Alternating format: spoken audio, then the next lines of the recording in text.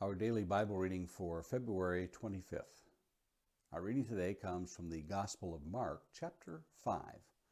Mark chapter 5, we'll begin reading in verse 1. They came to the other side of the sea, to the country of the Gerasenes. And when Jesus had stepped out of the boat, immediately there met him out of the tombs a man with an unclean spirit. He lived among the tombs, and no one could bind him any more, not even with a chain. For he had been bound with shackles and chains. But he wrenched the chains apart, and he broke the shackles in pieces. No one had the strength to subdue him. Night and day among the tombs on the mountains, he was always crying out and cutting himself with stones. And when he saw Jesus from afar, he ran and fell down before him. And crying out with a loud voice, he said, "What have you to do with me, Jesus, Son of the Most High God? I adjure you by God, do not torment me." For he was saying to him, "Come out of the man, you unclean spirit." And Jesus asked him, "What is your name?" He replied, "My name is Legion, for we are many." And he begged him earnestly not to send them out of the country. Now a great herd of pigs was feeding there on the hillside, and they begged him, saying, "Send us to the pigs, let us enter them." So he gave them permission. And the unclean spirits came out and entered the pigs, and the herd, numbering about 2,000, rushed down the steep bank into the sea, and drowned in the sea. The herdsmen fled and told it in the city and in the country. And people came to see what it was that had happened. And they came to Jesus and saw the demon-possessed man, the one who had the legion, sitting there, clothed and in his right mind. And they were afraid. And those who had seen it described to them what had happened to the demon-possessed man and to the pigs. And they began to beg Jesus to depart from their region.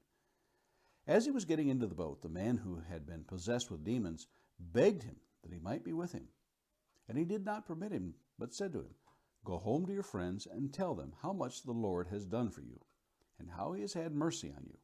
And he went away and began to proclaim in the Decapolis how much Jesus had done for him, and everyone marveled. And when Jesus had crossed again in the boat to the other side, a great crowd gathered about him, and he was beside the sea.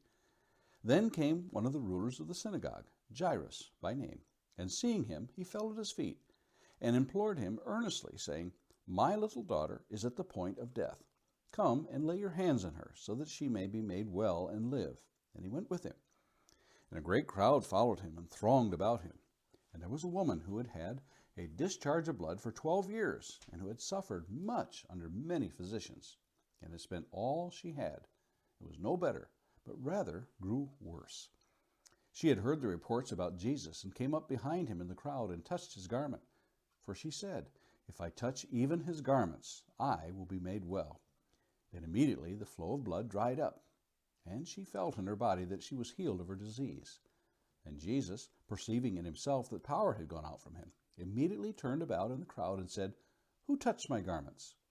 And his disciples said to him, "You see the crowd pressing around you, and yet you say, 'Who touched me?'" And he looked around to see who had done it. But the woman, knowing what had happened to her, came in fear and trembling, and fell down before him, and told him the whole truth. And he said to her, "Daughter, your faith has made you well. Go in peace, and be healed of your disease." While he was still speaking, there came from the ruler's house some who said, "Your daughter is dead. Why trouble the teacher any further?" But overhearing what they said, Jesus said to the ruler of the synagogue, "Do not fear, only believe." And he allowed no one to follow him except Peter and James and John, the brother of James. They came to the house of the ruler of the synagogue, and Jesus saw a commotion, people weeping and wailing loudly.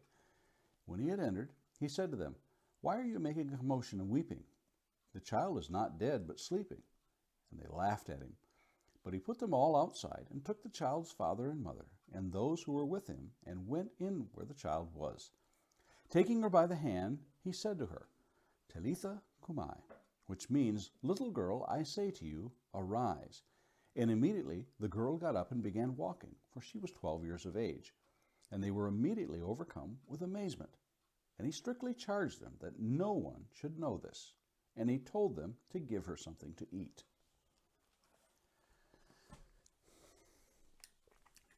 Some thoughts for today. The healing of Jairus' daughter is a most unusual miracle. Not that any miracle would be common for that matter, for that's what makes up miracles.